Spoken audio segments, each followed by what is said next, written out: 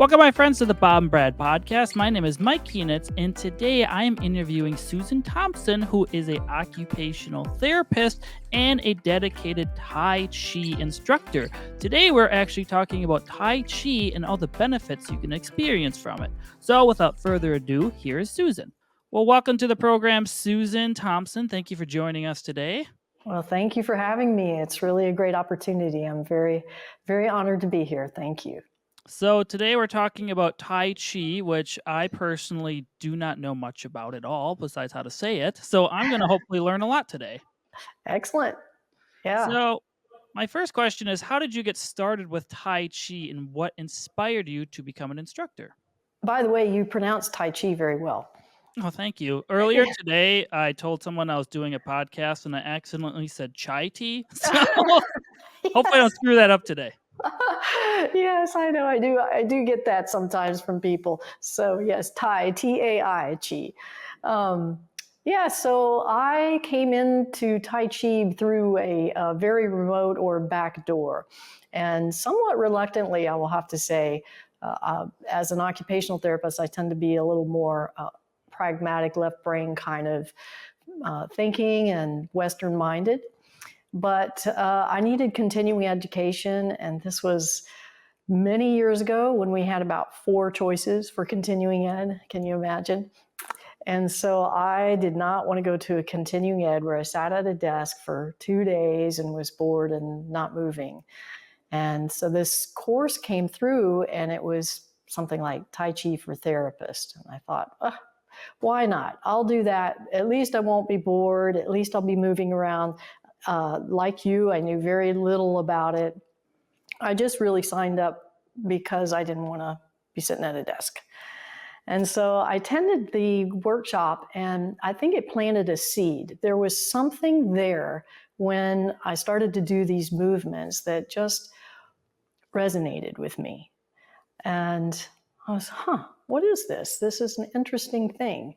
And so got my continuing ed credits, put it away, didn't do anything with it. And about 3 years later, another course came through. I needed more credits.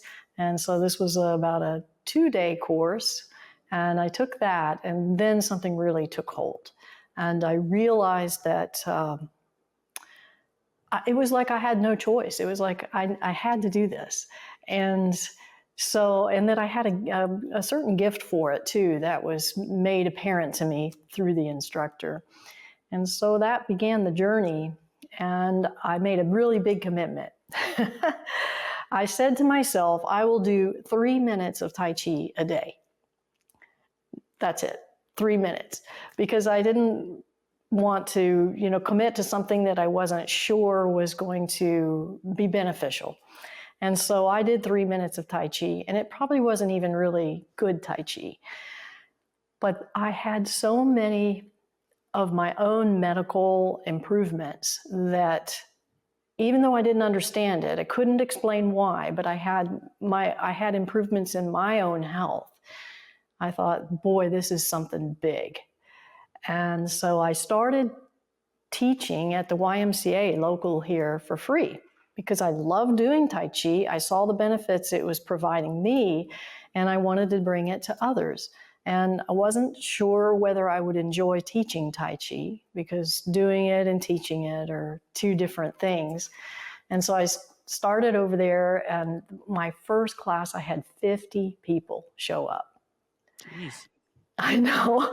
That was a bit of a shocker because this is my first class ever teaching Tai Chi, and there's 50 people waiting.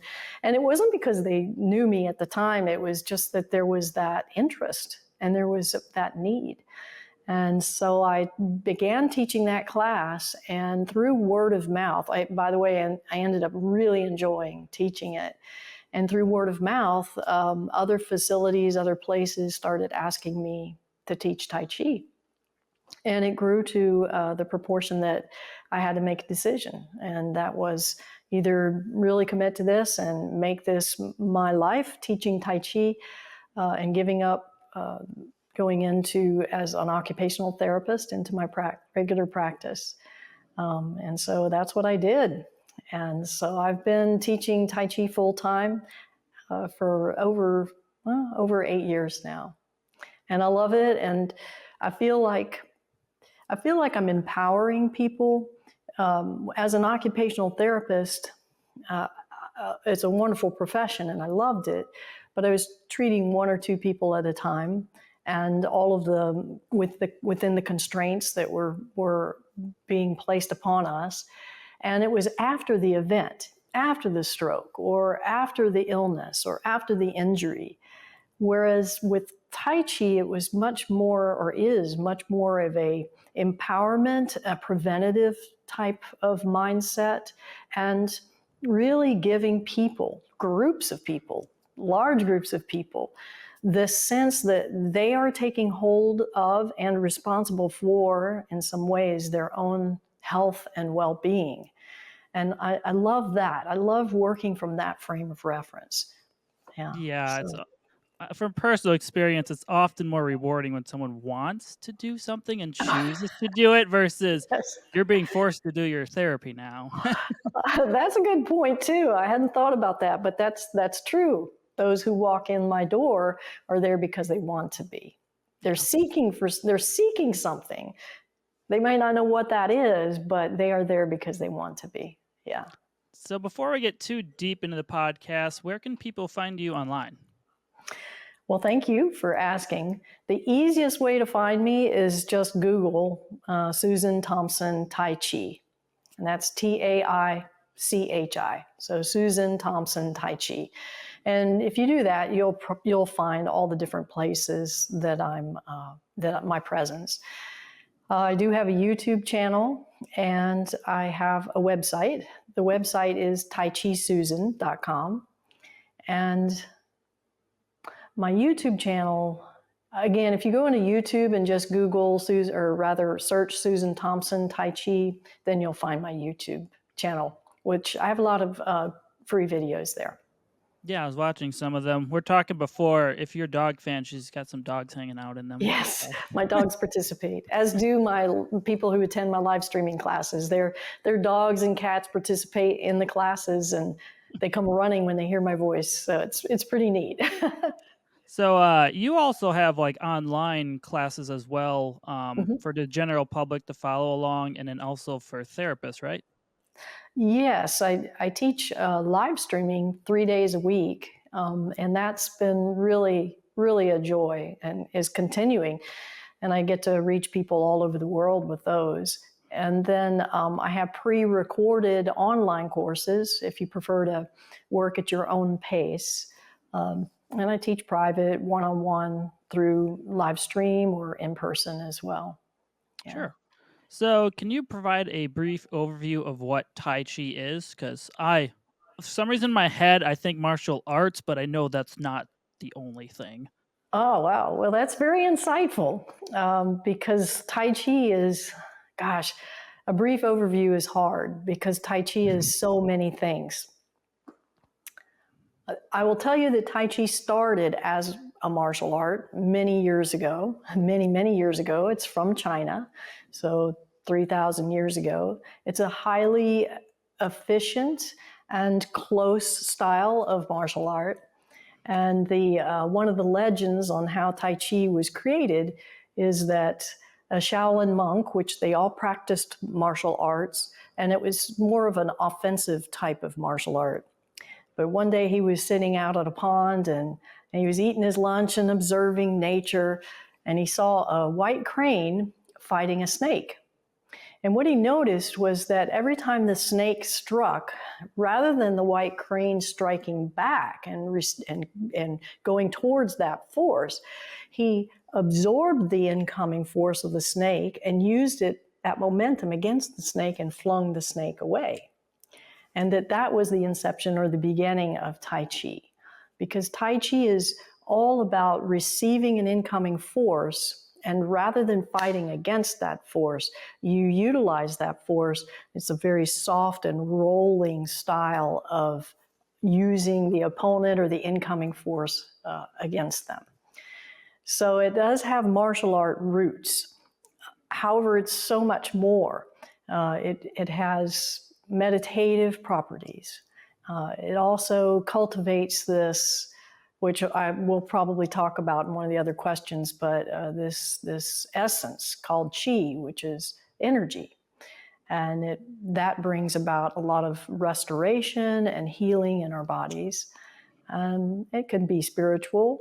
I can tell you that Tai Chi is not a religion, and it's not tied to a religion. And there's a lot of misconceptions about that. So it's many things. And when a person comes into my class, I feel it's my responsibility to give them a little glimpse of everything that Tai Chi can be. That it's not, I'll show them some martial art applications. It's not just the martial art, though. I'll show them just the physical properties coming from an occupational therapy standpoint. I'll also teach them to cultivate and to feel that Chi for the healing properties. And certainly every time we move together, we're in this moving meditative state.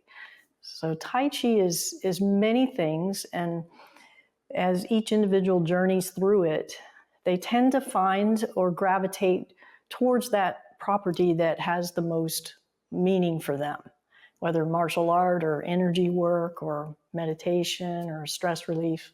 Yeah, so that's my short answer. Yeah, I watched a couple of your videos, and they're more like a follow along, correct? On YouTube. Oh, The one I watched was, I believe. well, I throw out a couple follow-alongs. It's sort of like the little hook, because people want to move, they want to experience it. But many of my videos really go into the deeper, what we call the internal properties of Tai Chi. And so if you ventured a little deeper into some of my videos, I think you would find that I take a very simple form or movement and then teach, make it more experiential, make it a deeper experience rather than, okay, this hand here, and here's how you move. Sure. Yeah. But thank you for looking at those. I wanted to I'm like, all I think is martial arts, and I'm like, well, Yes. you're doing movement patterns essentially, is what I got out of the video I was watching. Yes. Yeah. So, can you break down the different types of Tai Chi and explain how each one is unique? Well, there are different styles of Tai Chi, and it's actually one of my little soapboxes, actually, that we tend to throw all the terminology around, and that can be a barrier for people. And this is one of the things that I want to eliminate when people come to me. I want them to feel like, first of all, this is very accessible, and not to have any formalities or barriers that get in the way. But it's also helpful to have a little glossary, understanding glossary of terms. So there are different styles of Tai Chi. So I'm going to tell you a few. There's Chen style, there's Yang style, there's Sun style, there's Wu style. The list goes on. But what those are really a person's last name. So Grandmaster Yang had his way of moving through a common form. Let's call it waving hands in clouds is a very common form through all styles of Tai Chi. So Grandmaster Yang said, oh no, the hands have to be positioned this way, and we do it this way. And then the Chen style, which is one of the oldest styles of Tai Chi, has a much deeper martial art root. Said, no, waving hands in clouds needs to be out here. We keep our opponent out and our hands go this way. And so then the Sun style, which is the newest form, is about 300 years old. And Grandmaster Sun said, no, it needs to be this way, and so forth. So I consider all of those different styles much like a dialect. Like we speak English, but we might have a little different dialect, but they're all still the same sentence. They're all still the same expression, just with a dialect. And so every style has its roots, has its little bit of history there, quite a bit of history, and reasons why, but they're still Tai Chi. And if you have the principles of movement, the core principles of the movement, the foundation of the posture and the weight shift and all of those things, then to me, it really doesn't matter what style you're doing. In fact, I tell my students that you could make up your own style if you wanted to. As long as you have those principles of movement, those internal principles, and the postural alignment, and all of the things that I teach, that's what's important. It's far less important what's happening out here at the hands. Do So you that, do you yeah, have a specific one you learned, or I kind of love them all. sure? I practice Chen style because it's tends to be a little bit more athletic style. It can be a deeper stance, and it has a quality where you spiral and you store up energy almost like a spring, and then you let it out really quick. And I love that about it.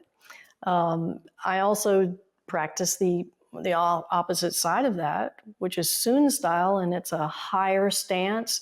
It's a much softer and smaller movements. So you can see that it's sort of the opposite.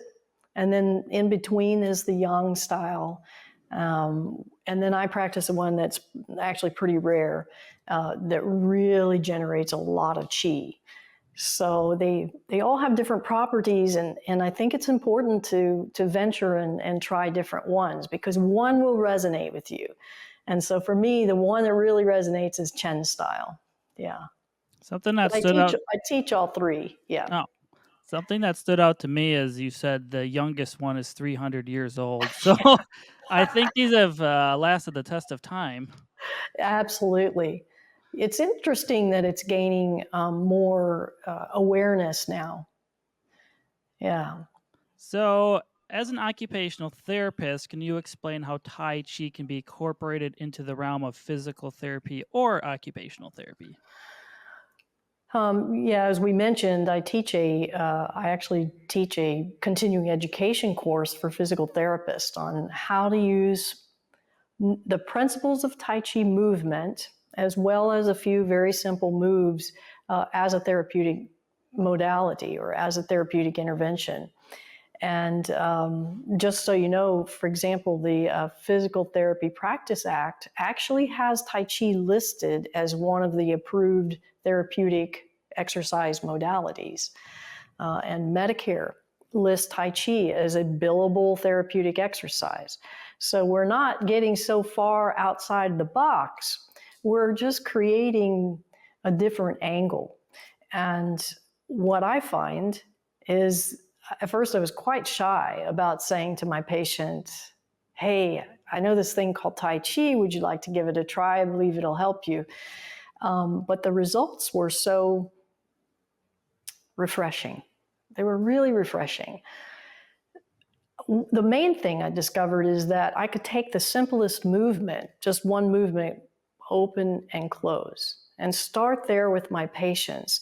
And I mean, there's just not a whole lot to that physically, but it brought about this, it just changed their whole demeanor almost instantly. It gave them something that they felt empowerment, and they felt like they could do something. I mean, because our healthcare system, pretty much, most of the time you tend to feel a little victimized or a little depersonalized, and this gives them something that is theirs, that they can do, doesn't need any special equipment. They can do it anywhere.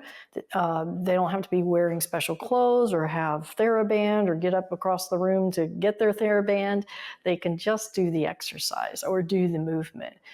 So what I found was that just by introducing some simple forms, that I had more compliance. I had more compliance through with their home exercise program. And then I could expand on those forms to address ADLs, for example, for those patients that have difficulty bending over, whether it's from vestibular issues or neurological issues or just hip tightness.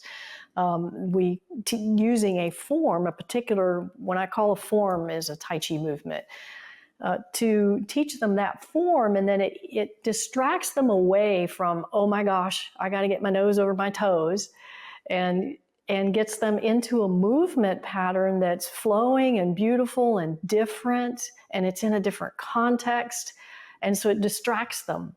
away from what they normally would feel stressed about. And pretty soon, they've got nose over toes for a transfer, for example, or for donning their shoes and socks. Physical therapy. You get a hip patient, for example, fresh out of surgery, and their weight bearing is tolerated, and they're fearful. And so I use a particular Tai Chi movement for getting their attention on their non-affected side. And lo and behold, when you start doing this Tai Chi movement, they're weight bearing because their mind is on the other side and on the beautiful movement of Tai Chi. And so it's endless. It's endless how we can use Tai Chi for therapy. And one of the primary components of Tai Chi is posture, is postural alignment. I mean, that is probably the second biggest outcome of Tai Chi is postural alignment. And as you know, as a therapist, postural alignment, boy, if we have that, then we can really move forward with our therapy. So it gives us a great platform with a new approach where it's not just something that they've done before or just perceived as exercise. And it gives them a feeling that they're engaged in it rather than they're being told how to do it and do it this way and that's it. Yeah, I think it's a good option. Unfortunately, in the clinics when we used to practice physical therapy, it's rather rigid most times. You're just doing isolated exercises, but Yes. sometimes I did notice the occupational therapist would get people doing tasks they enjoy. So they didn't look at it as therapy; they just looked at it as a task. So this makes sense to me with Tai Chi. Oh, I'm focused on this new thing. I want to learn it. It's a good mechanism to get them off their pain or issues they may be having. Oh, absolutely. And it's interesting you use the word rigid because Tai Chi is anything but rigid. And Yeah. it teaches us to get out of that rigid state. And you're familiar with PNF patterns. I mean, all of us as therapists had to learn PNF patterns. And I consider Tai Chi like 3D PNF patterns. It's like PNF patterns on steroids because everything in Tai Chi is on a diagonal. Plus, it's a full circle. So it's not just a PNF pattern in one angle or in one direction. It takes the PNF patterns and it spirals it. So it adds another dimension to it. So wherever you could use a PNF pattern for rehab or there's other programs out there, you certainly can use Tai Chi. And of course, I'm passionate about it. I feel like you'll have even more outcomes. Yeah. I have to remember all my PNF patterns. I Anymore. remember the basics. Yeah, I don't remember many more, but I've got Tai Chi, so there you go. There you go. So, how does Tai Chi promote balance and flexibility, and why is it important for your overall health? Well,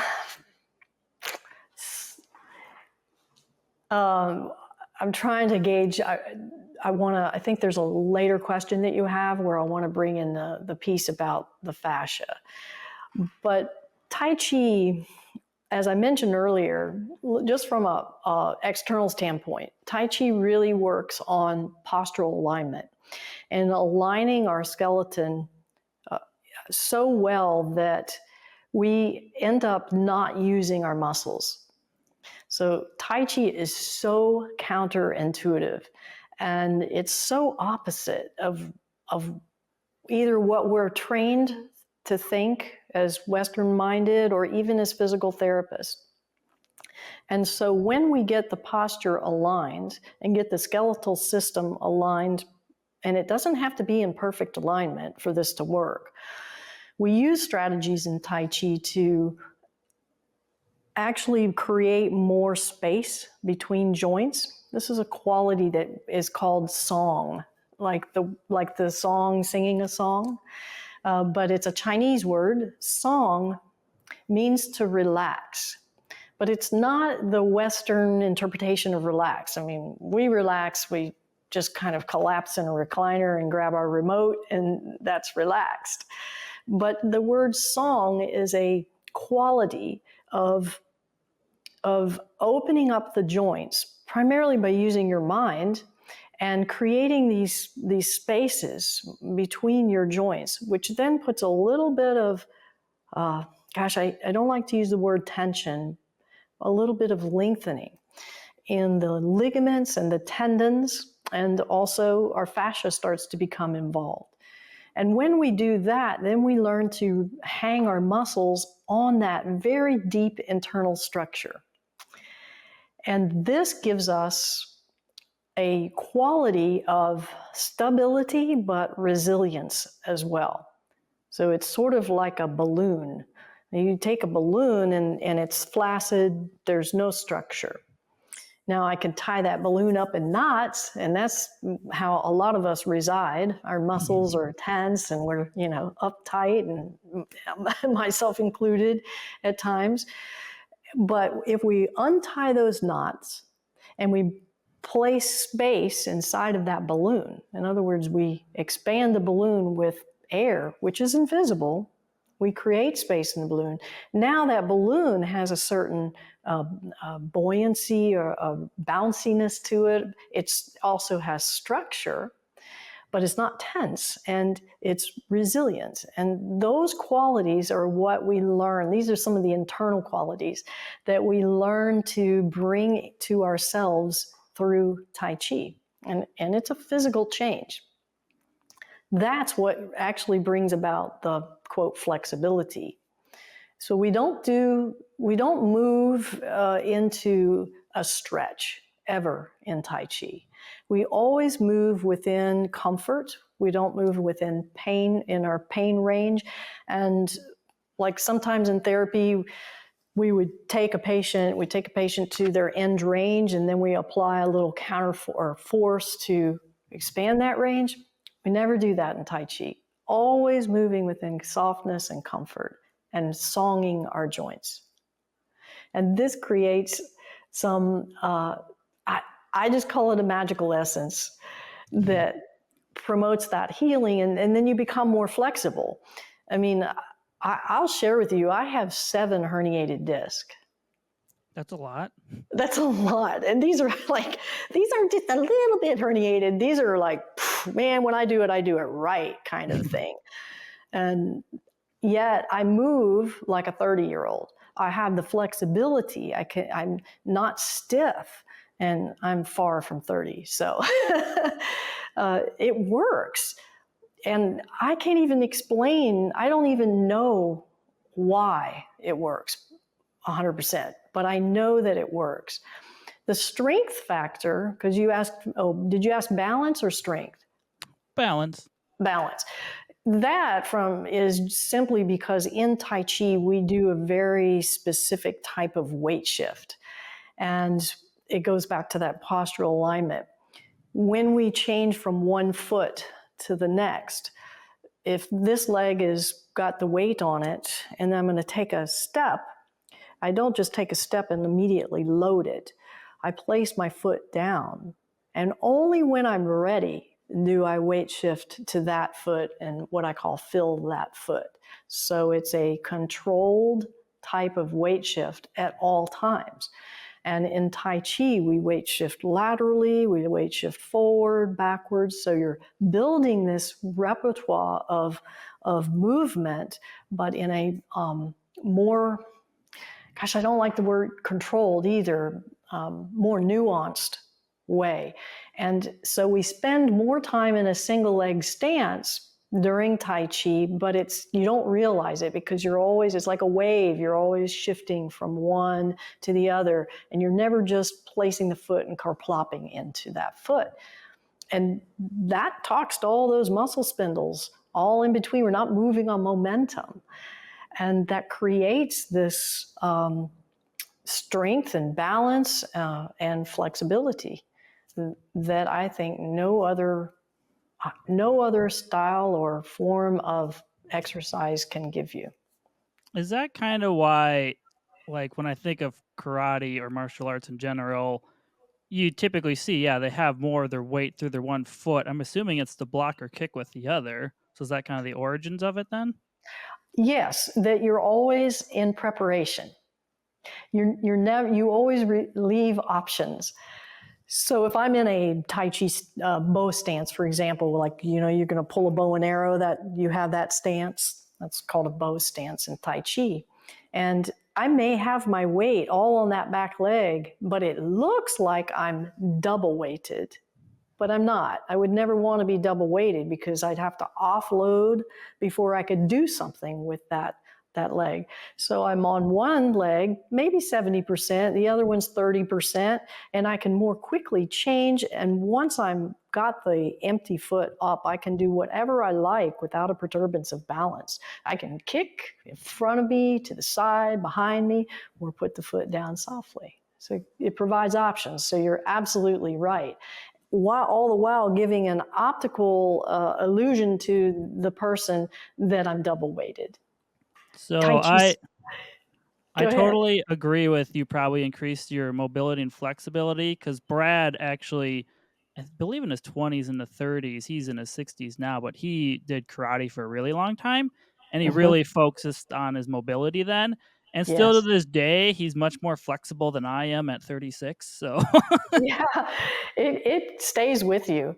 It does, and that's another good point. Actually, you don't have to be constantly doing it. I can always tell when somebody walks in that has had some martial art training, and they'll say, "Oh, I haven't done it in 40 or 50 years," but I can see it. I can see it in their movement patterns. I can see it in their posture. It comes back to them, and they yeah. retain it. Yeah.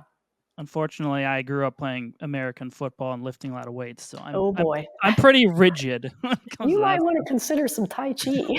Maybe. Uh, So, how can Tai Chi contribute to your mental well-being and stress reduction? Because when I watched your one video of you moving, you looked very relaxed. yes. Yeah.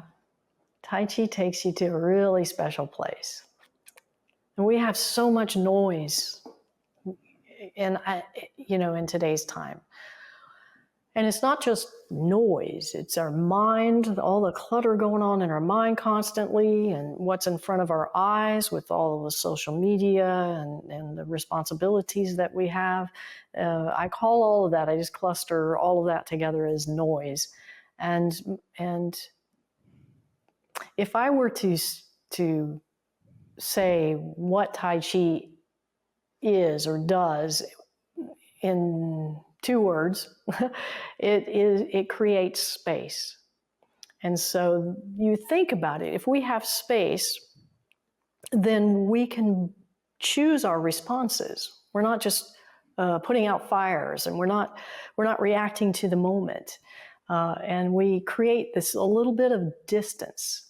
And even in our body, when we song, we are creating space in our body, which creates a chemical change in our body. It lowers the cortisol. It lowers our fight or flight response, gives us more time to respond to our environment. Just having that little bit of space, whether it's a physical space or a mental space or a spiritual space, we are creating, or a physical inside our body, we create this space, and that allows us to change our responses and change our chemistry. They've certainly, you've heard there are big research studies out there about how posture changes the cortisol or testosterone levels, and it lasts like several minutes after assuming a certain posture. And since Tai Chi's whole premise is about posture, it is having this chemical effect on our body and really reducing those cortisol levels. There are some studies where they measure the cortisol and take the saliva samples before and after Tai Chi, or they take the control group and they look at regular exercises versus Tai Chi. And the Tai Chi group has lower cortisol. So it's tangible. There's tangible evidence of this.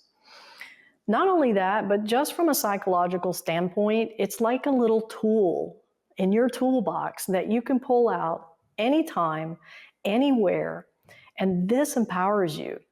So, for example, I was really excited about this podcast, but just a little nervous, which was a little weird for me because I like doing this kind of thing. And so I carved out a little space. And I did a very simple Tai Chi movement, the open and close, and created and expanded that space, changed my heart rate, calmed my mind, changed my chemistry. And so then it was calmer. But it's a tool. I can take it anywhere. If I'm at a dentist office, for example, I mean, who doesn't get nervous at a dentist office? And you don't even have to be moving, because it'd be weird you sitting here in the dentist chair, but you can just be doing this in your mind. And if you've done it before, you know what it feels like, and it has an effect. It reduces your anxiety, it reduces your stress. It's a great stress management tool, and it's totally portable. It can be covert. No one even has to know you're doing it, and it's effective. Yeah, it seems like you're almost in a meditative state when you're doing it. You are. It's like, for me to sit down and do meditation is challenging. I've gotten better at it, but at first I was just like, wow, I don't get this. Aren't we supposed to be moving and having our eyes open and paying attention to the world? But Tai Chi, the movements themselves, they have some. It has some sort of, I don't know, primordial feeling to it. It's like, it's not totally unfamiliar. And then you start to sense and feel your body and go into the state of song. And yeah, it becomes a moving meditation that I think is a lot more accessible for people, at least initially, than just sitting meditation. So it definitely has a meditative quality to it. Are there any relations between Tai Chi and yoga at all, or no? Not really. And Okay. yeah, that's one of those misconceptions. So I'm really glad you asked. Yeah, I'll have the only crossover there is that they have awareness of centers and energy. But with Tai Chi, like, we never get on the floor. We're always moving and flowing. Whereas with yoga, you assume a posture and hold that posture. And yoga tends to take your joints, depending on the instructor, of course, to pretty extreme range, whereas Tai Chi, always you stay within your range of motion, your own body's range of motion. So there's very little in common except for the energy aspect. Like yoga, I think they call it, I don't know, prana. We call it chi. So there is that crossover, but otherwise, not really. Yeah, I've done yoga but never Tai Chi, and I thought meditative states just crossed in my mind. So Well, I mean, there is that too, yes. yeah. Yeah. So we kind of hit on some of this question, but how does Mm. Tai Chi differ from other forms of exercise, and what makes it unique for promoting health? Well, it's just way different than, than other forms of exercise. In fact, the fact that it's so soft and so slow is sometimes a hard sell, because, like, one time, this early on, I was teaching a beginner Tai Chi, and this gal, she raised her hand. She said, "When do we start sweating?" Like, okay, you might want to go to a different class because we don't sweat in this class. But because of that, because people here in the Western minded, most of them think that they have to feel, they have to have that feedback of working hard, that they assign meaning to that means that it's effective. And Tai Chi is completely the opposite. I tell my students, I want you to be effortless, not effortful. I want you to use your muscles less, not more. And I'm able in my classes to demonstrate, though, that by doing that, I actually generate more power. I can move a 325-pound man by not using my muscles, and by having the proper posture. So I can demonstrate to them. So that's one of the primary things of the differences, is that we don't want to use our muscles. It is not a hard-hitting sport. It is not one of those things where you're going to break out in a sweat. And Yet, it is so incredibly effective in building your cardiovascular health, which to this day, I don't understand how that happens. That my aerobic capacity it's really good. But all I do is Tai Chi, and Tai Chi's so soft. And so you don't breathe hard. Your heart rate doesn't get up. How is this possible? But it happens. So it's far different than other forms of exercise. One of the great benefits is because of this, because it's soft and we respect our body and we move within our range, it is something you can do for a lifetime, your lifetime. No matter what happens to you, you'll always have Tai Chi. So whereas if you play tennis or you play golf or you lift weights or football or whatever that is, run, there is going to be a time where you can't do that anymore, sadly. But Tai Chi, you can do for your entire life. And it will benefit you no matter what you're dealing with in that moment. And so I think to me, that's one of the great powers and beauty of Tai Chi. So those that stick with it, they understand, especially after I demonstrate, that this is not your typical type of exercise. And then they start to notice improvements, and they stay with it, and they stay with it for a long time. I've had students with me for a very long time. I'm very blessed. I love my students. So how do you move a 320-pound man? I thought about inviting him, but so you tap into the fascia rather than the muscles. So this is one of those qualities of what's different about this form of exercise. Our fascial system, we're just now starting to really discover how magnificent it is. But for whatever reason, the Chinese, and when they created Tai Chi, it was all about maximizing the fascia. And they believe the fascia is where the energy runs through, but it's also, if you know Tom Myers and all the work that he's done, demonstrating that fascia has many qualities. It's almost liquid in one moment and can be hard as concrete and create incredible amount of support in the next. And so we are, ironically, when we superimpose our muscle intent on top of the fascia, it's like we're strangling the fascia's capability and its function. So the network, the mesh, and all of that gets sort of crimped and shortened and malformed and all of those things. We start to release our muscles and go into the deeper levels and deeper into the fascia. The fascia is incredibly powerful. And so instead of pushing against that person, this large individual or anybody, shoot, I'm 110 pounds, everybody's bigger than me. So so they push on me. If I try to tense up or use my muscle force against them, it just comes right back at me. And I'm going to be pushed back.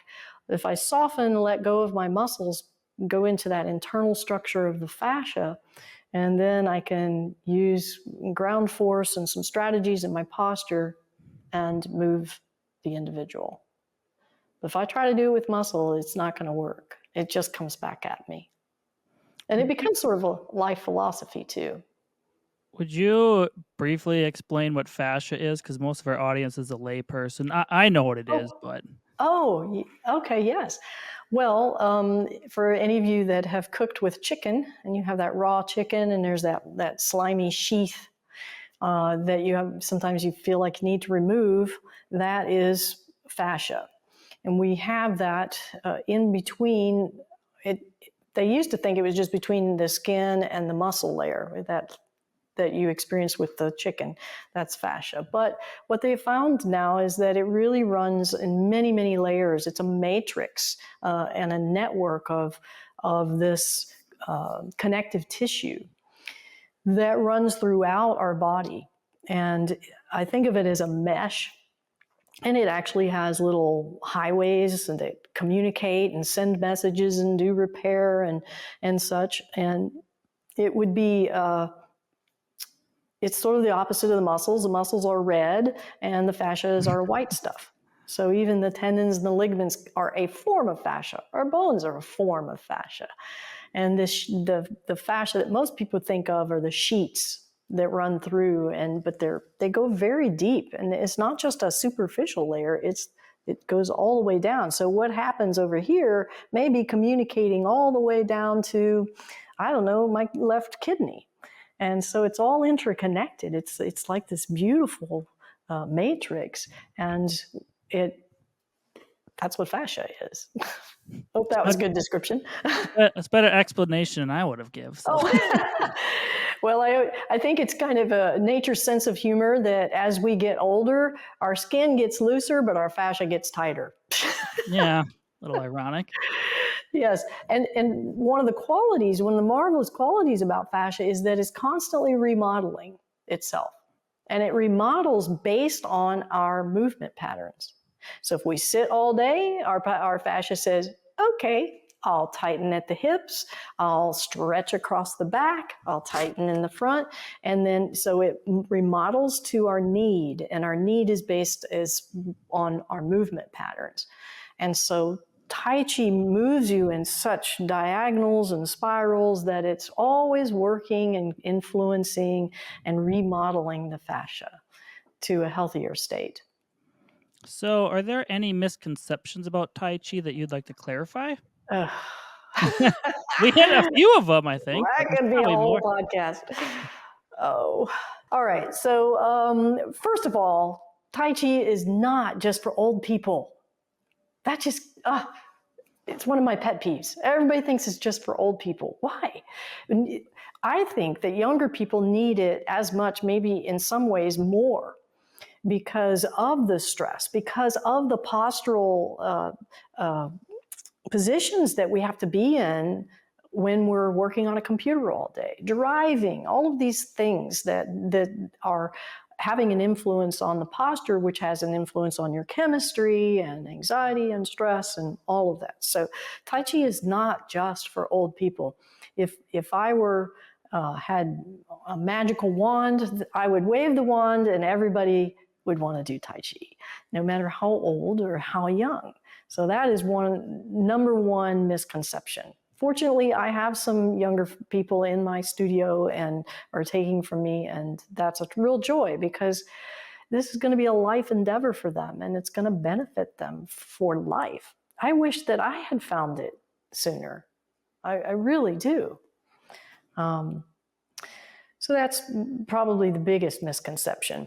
Another thing is that people see it, and I'm glad they see it and think, oh gosh, that's so beautiful, and I want to do that. Who was it just the other day? I think it was my auto mechanic. Oh no, it was my dentist this morning. He said, oh, you teach Tai Chi? He says, I've always wanted to do that. He said, I just want to be able to move without pain. This guy's young too. Oh gosh. And so, but he said, yeah, I saw these people doing Tai Chi and I just wanted to do it. That's great. But just know that that's only the tip of the iceberg. That is just the external appearance of it. And so Tai Chi is not a dance. In fact, if you were to tell somebody, a good Tai Chi practitioner, that they looked like a dance, that's a big insult. So don't ever say that to a Tai Chi practitioner. But it's not a dance. So that's another misconception. I've already talked a little bit about that. Some people think that it's a religion or it's tied to Taoism, which has been construed into a religion. It's not. It's you can align Tai Chi with whatever your belief system is, and it will only embrace it and support it and grow it. So that's important to know. And then another thing is that there's one type of Tai Chi or form set that everybody seems to want to learn, and it's called the 24 Yang. It's the most popular, and there's a historical reason why. It doesn't mean that it's the best. So you don't need to know 24 forms for Tai Chi to be beneficial to you. I rather teach 2 or 3 forms, and you get the richness and the depth of it, than try to teach a whole bunch of forms. So learning more forms is not necessarily a good goal, and it's not necessarily beneficial. or giving the full credit to what Tai Chi can do for you, because you become distracted. You're over here trying to learn the forms rather than learning the benefits of Tai Chi with really deepening your experience with the forms. So my master instructor used to always say, an inch deeper rather than a mile wider. I love that saying. So that's another great misconception, is I have somebody come in and they want to learn the 24 or the 73 or yeah. I think less is more at times. Exactly. Very much so in Tai Chi, in so many ways. So those are just and then one style is not better than the other. And, I do chin style, I do this style. Well, but do you have the principles of movement? That's what really counts. So those are a few of the misconceptions. And then one other one, I really encourage the listeners or the viewers to please vet your Tai Chi instructor and make sure that they're actually doing Tai Chi, because you can't get certified in a weekend and teach Tai Chi. It's far, and there are really certifications in Tai Chi are not, it's just different. It's not like yoga where you get certifications and things like that. So check it out. I mean, really ask yourself and observe and see whether they're teaching Tai Chi, or are they teaching Tai Chi-ish, or are they teaching some hybrid Tai Chi thing. Now, it may be a great benefit from a purely exercise standpoint, but it may not be real, quote, real Tai Chi. Sure. Yeah. So, would you mind explaining the importance of breathing when practicing Tai Chi? Yeah. Well, I'll show you. How's that? I'm not going to get up and show you. I'm going to have Sure. you willing to try something with me here? Yeah, I Mike? can breathe. I'm fine. Oh, good. I'm glad. Yeah, that's the interesting thing, is we all breathe, right? If we're not breathing, then we're not here. So we all really know how to breathe. It's just that we tend to get more in a flight or fight style of breath because of several things. One, our posture. And two, the environment. And then what is our posture doing in response to that environment? Drives our breath up. So I never teach how to breathe, because if your posture is correct, then that will regulate your breath back to what it should be, which then in turn reduces our cortisol. So there's a lot of talk out there about belly breathing and abdominal breathing and things like that. And in Tai Chi, if we focus on something, we're already out of balance. We do things to bring about changes more naturally. So I'm going to demonstrate to you one, or have you go through this with me. So the listeners too, I want you to take both your arms and raise them up above shoulder height, as long as your shoulders are good. Please don't hurt yourself. Okay, a little bit above your chest or shoulder height. Good. And then put out your hands like you're, let's see, get in the frame, like you're saying stop, like you're really wanting somebody to stop. So you go stop. Okay, so your wrists are extended, your fingers are up to the ceiling. And then let's say you want to try to push them away, so you're going to lock your elbows as well. Yeah, now make sure your arms are above chest height. Yeah, there you go. And now take a breath and notice where your breath is. Okay, so it's up high, and it puts us in that flight or fight. Now we're going to do Tai Chi mode. So what I want you to do is lower your arms below chest height, especially the elbows. Then bend your elbows, soften them. So we say soften the joints. We never have rigid joints in Tai Chi. And then relax your hands a bit. And rather than having full wrist extension, I want you to release your wrist so that they're pretty much straight. And your elbows below chest height. Yeah. You don't have them resting on the arms, do you? On the chair. Okay, good. All right, now take a breath. And so you feel that your breath is lower. Yeah. You see, so our posture can regulate our breath. Yeah, you can relax now. And so that's one of the very first internal principles that I teach, is that in Tai Chi, we always keep our arms below shoulder height, and we don't ever put our joints in full extension or make them rigid.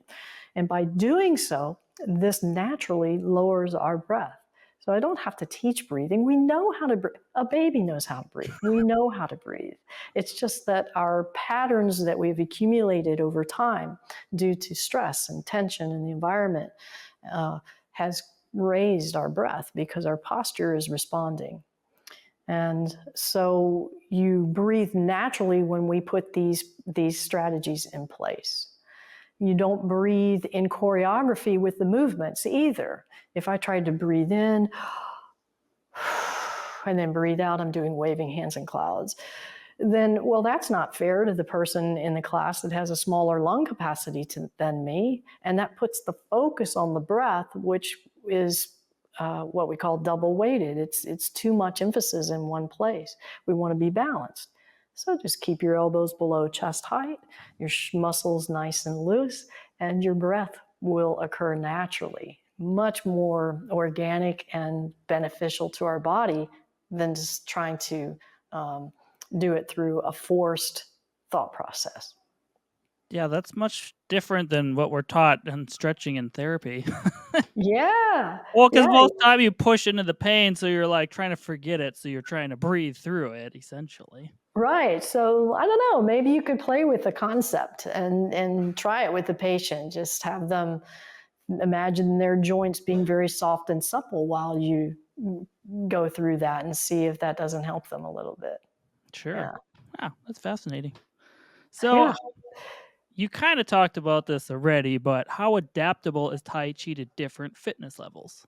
yeah. So this is another thing I love about Tai Chi is that Tai Chi will take you at wherever you are, whatever level you are, whether you're extremely debilitated or you're a uber athlete, and it builds on where you are.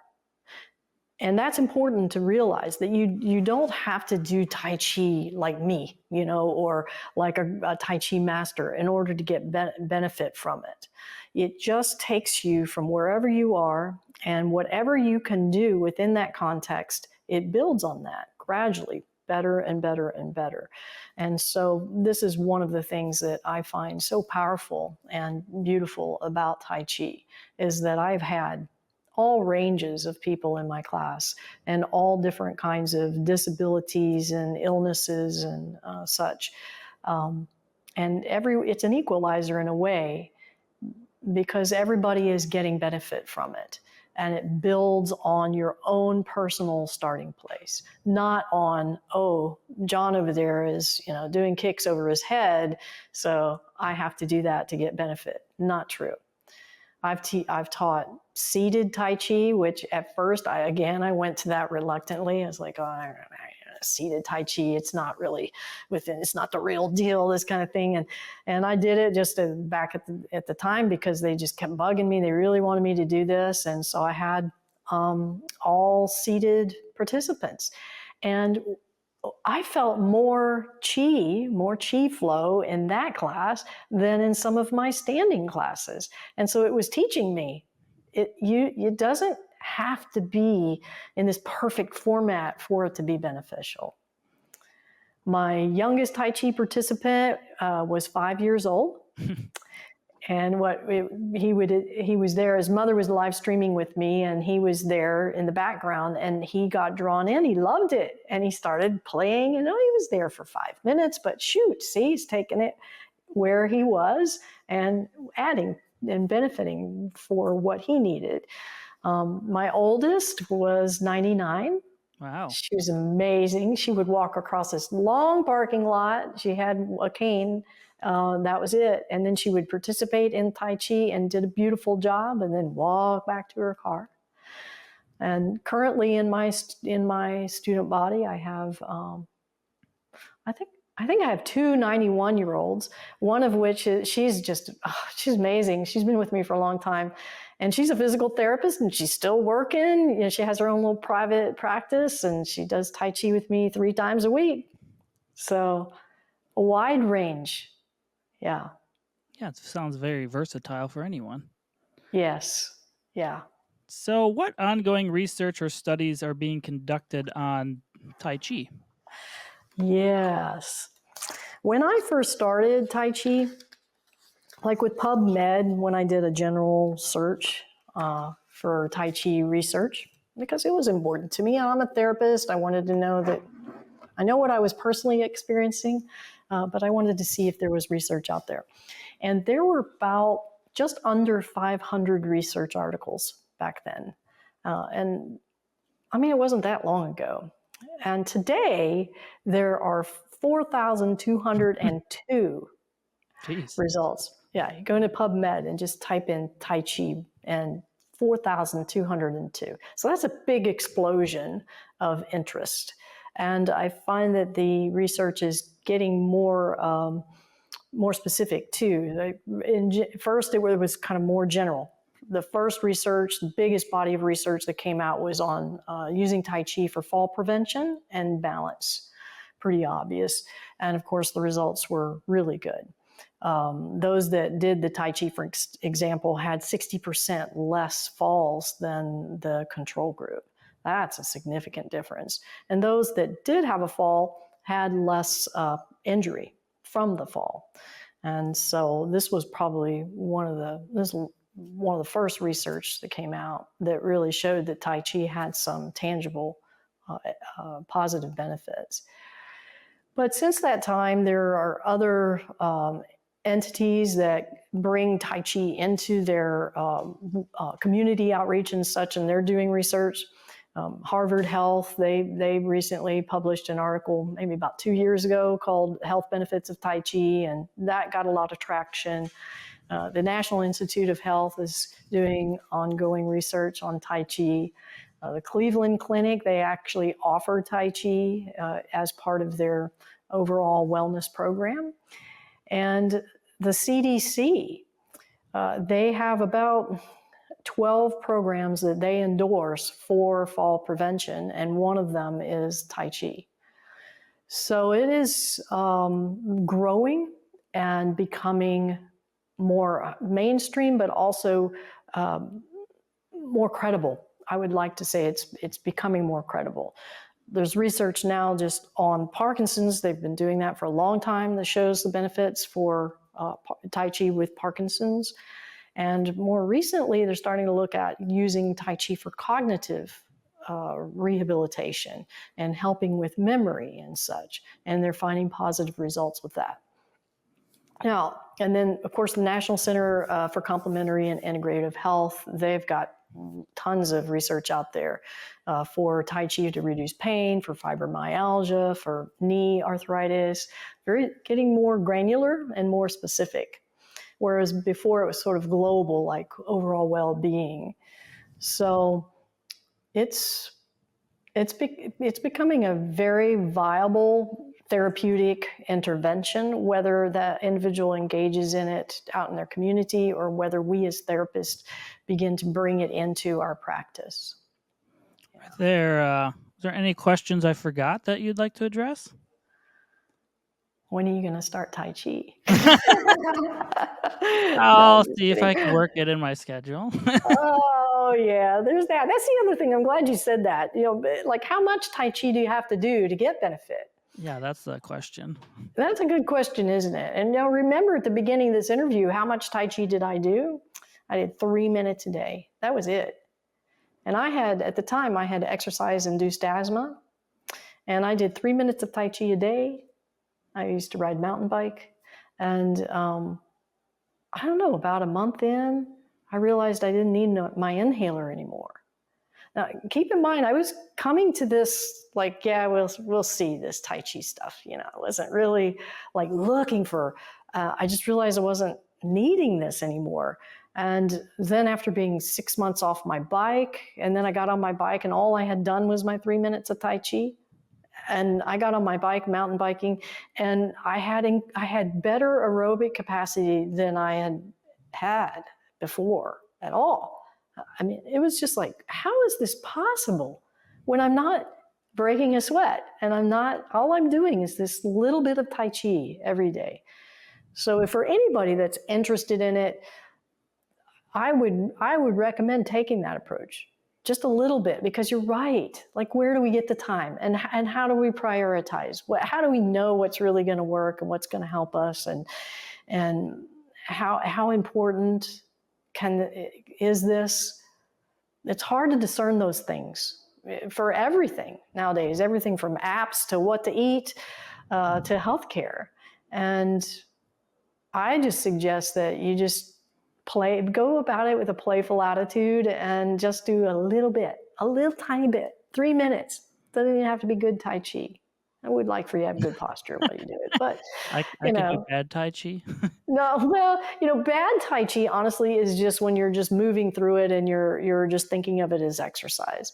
Sure. So good Tai Chi is more when you're learning some of those postural principles and some of those strategies, which you can find on my videos.